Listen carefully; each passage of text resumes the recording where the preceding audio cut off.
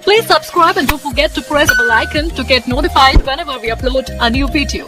सेना में इंजीनियरिंग के 9,000 से अधिक पद समाप्त हुए, युवाओं में उत्साह। पुरानी खबर है, बीते मई की।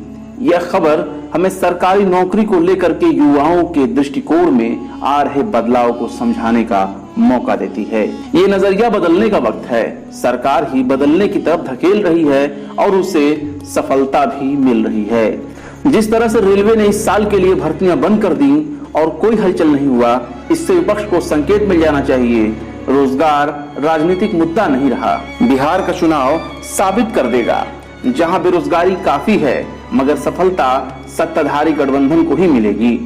युवाओं का वोट पूरी तरह से उनके साथ है। विपक्ष के नेता को ये बात कही तो नाराज हो गए। हमने कहा कि अगर मोदी जी और पीयूष गोयल रैली में बोले कि सरकारी नौकरी बंद कर दी तो सारे युवा जय जय के नारे लगाएंगे और वोट देंगे। भले 100% ये बात ठीक ना हो, लेकिन ये बात सही तो है ही।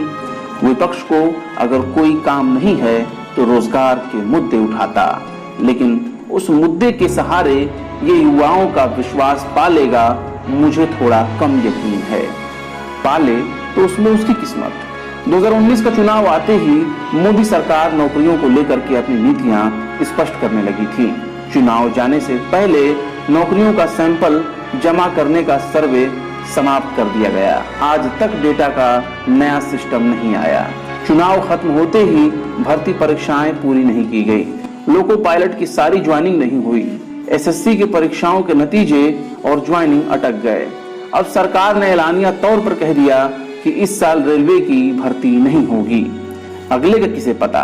अगर रोजगार मुद्दा होता तो जिस देश में लाखों इंजीनियर बेरोजगार हैं, वहां 9,000 पद समाप्त कर दिए जाएं, ये तो हो ही नहीं सकता था कि युवा स्वीकार कर लें। जिस देश में बेरोजगार इंजीनियरों की फौज है, वहां इस खबर पर कोई हलचल ना हो ही नहीं सकता।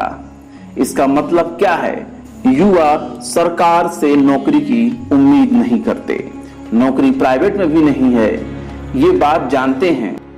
रक्षा मंत्री राजनाथ सिंह ने मिलिट्री इंजीनियरिंग सर्विसेज के 9,000 से अधिक पद समाप्त कर दिए और कोई वायरल नहीं, कोई फॉरवर्ड नहीं। सरकारी नौकरी के अवसर को खत्म कर युवाओं के बीच अपनी लोकप्रियता बनाए रखना आसान काम नहीं होता। मोदी सरकार ने यह करके दिखाया है। लोकतंत्र किसे कहते हैं? नौकरी चली जाए, सैलरी कम हो जाए, नौकरी बंद हो जाए, फिर भी लोकतंत्र बनी रहे, ये सिर्फ मोदी जी कर सकते हैं। युवा बेरोजगार है मगर उसे रोजगार नहीं चाहिए, वो सरकार किसी और काम के लिए चुनता है। युवाओं और सरकार के बीच इस नए संबंध को समझने की जरूरत है। मेरी मांग है कि सरकार युवाओं के लिए व्हाट्सएप में मीम सप्लाई करे।